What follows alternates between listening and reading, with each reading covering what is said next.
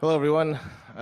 It's been a long day, really long. I'm just gonna move this around a little bit. I was gonna hold it.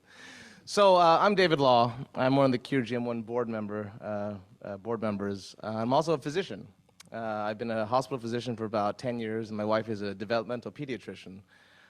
So we're a very medical family. Not to belabor the point, but we weren't diagnosed until 2021, and coming off the pandemic, we were already kind of in a very frail state. We'd gone through a lot, and I'd spent most of my time really trying to avoid COVID and figuring out what was going on in the community. So getting the diagnosis in July of 2021 was certainly a big shock to us, and another burden, another obstacle to overcome after COVID. Next slide. So how does this all change for me? You can go to the next slide after. So essentially, I approach most of my problems in my life from a medical standpoint. I see something, I diagnose it, and I treat it. And that's what many of us were taught to do in medical training. But suddenly with this diagnosis, I found myself in the unique position of suddenly being the parent of a rare disease child. And suddenly all my clinical stuff took a backseat to all these other things that I found I could be doing to help the cause. When you have a disease with no real treatment, there's not much you can really push doctors for to give it to make your child better, except for symptomatic treatment and things along that nature. And thus, my wife and I decided to dedicate ourselves to another side of medicine, which was the advocacy side, which then helped and led us to many different things along the way that helped us spread the word of GM1 and helped our daughter along the way.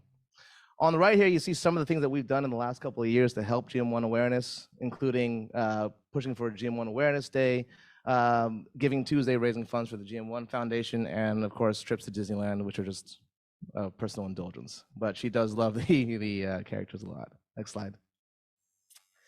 So what do? I think this is the biggest thing, that when I started dealing with this issue, it was less about my existing skill set as a doctor, but more about who I was as a person and what skill sets I could bring to the table. I'd always been very social and had a large network of friends. And when all this happened, that network became vitally important to making sure that the word was spread.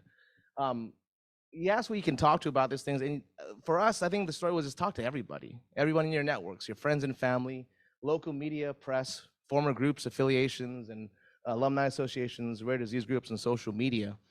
On the right here, you see a bunch of things that did kind of lead from these conversations that we had. I did a podcast last year with the Health Design Podcast. I did about an hour-long feature on us and our story and how that helped in our journey through the whole thing.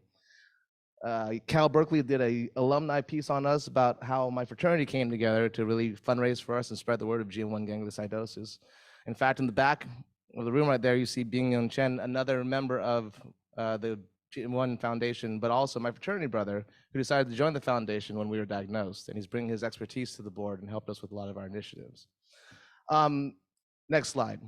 But the biggest thing I thought we could do, and this is something that I'd never done before, was advocacy in a legal or legislative sense. I'd gone to school at UC Davis, so I spent time in the Capitol, but I didn't really spend time really in the Capitol. I was in Sacramento, but never spent time actually doing stuff in the legislative world. But I thought this found the perfect chance to do so. So I dedicated myself early this year with the family to try to declare GM1 Day in California. And when we found out to try to do it like early this year, we found out it was kind of too late already, because things had been, applications were in and a lot of the issues had been already put aside.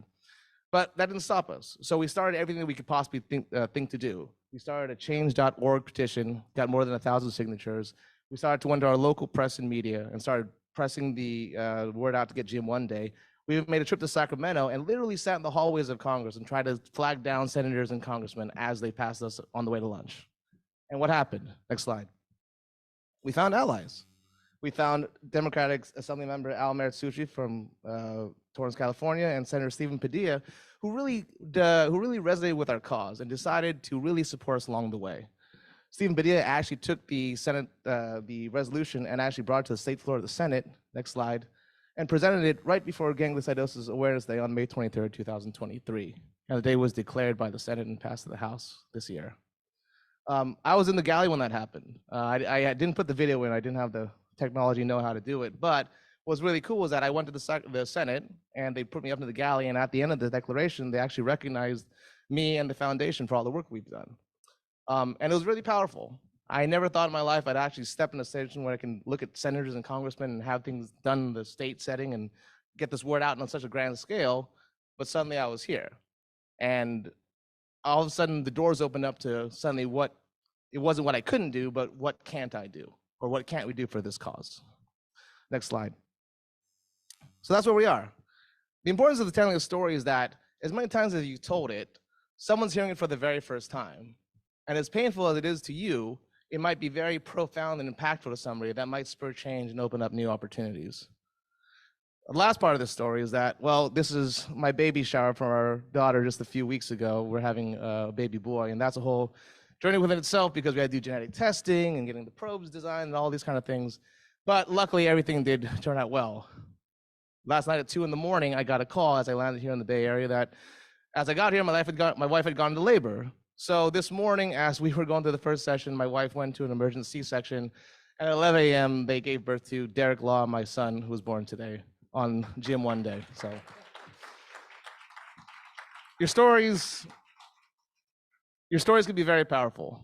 And I found in this that despite the terrible situation we all found ourselves in, I found a new voice and a new purpose in utilizing not only my medical skills, but another skill set that helps me allow to connect to people and spread the word and all the work that we're doing here.